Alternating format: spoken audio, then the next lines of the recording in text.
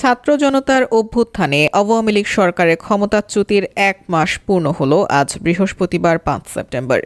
এ উপলক্ষে অভ্যুত্থানের শহীদ ও আহতদের স্মরণে আজ শহীদী মার্চ কর্মসূচি পালনের ঘোষণা দিয়েছে বৈষম্য বিরোধী ছাত্র আন্দোলন। গতকাল বুধবার দুপুরে ঢাকা বিশ্ববিদ্যালয়ের ছাত্র শিক্ষক কেন্দ্রে এক সংবাদ সম্মেলনে এই কর্মসূচি ঘোষণা করে বৈষম্য বিরোধী ছাত্র আন্দোলন। তাদের পক্ষ থেকে সকলকে এই শহীদী মার্চ পালনের আহ্বান জানানো হয়।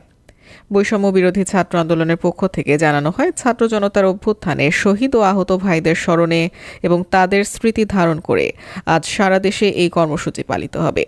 সেখানে আহত ও শহীদদের অভিভাবকদেরকেও অংশগ্রহণ করার আহ্বান জানান সমন্বয়করা। বৈষম্য বিরোধী ছাত্র আন্দোলন জানায়, আজ দুপুর ৩টায় ঢাকায় শহীদী মার্চ শুরু হবে ঢাকা বিশ্ববিদ্যালয়ের রাজু ভাস্কর্যের সামনে থেকে।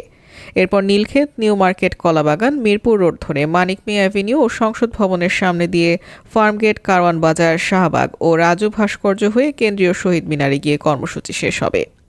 এতে যারা অংশ নেবেন তাদের উদ্দেশ্যে বৈষম্য বিরোধী ছাত্র আন্দোলন জানায়, আপনারা যেমন বাংলাদেশ দেখতে চান তা ব্যানারে লিখে নিয়ে আসবেন। এছাড়া কিভাবে সংবিধান বা দেশের উন্নয়ন করা যায় সেগুলো ব্যানারে লিখে আনার পরামর্শ দেন তারা।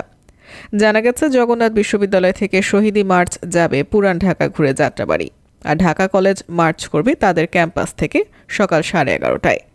প্রসঙ্গত, গত জুলাইয়ের শুরুতে বৈষম্য বিরোধী ছাত্র আন্দোলনের ব্যানারে সরকারি চাকরিতে কোটা সংস্কারের দাবিতে আন্দোলন শুরু করে শিক্ষার্থীরা।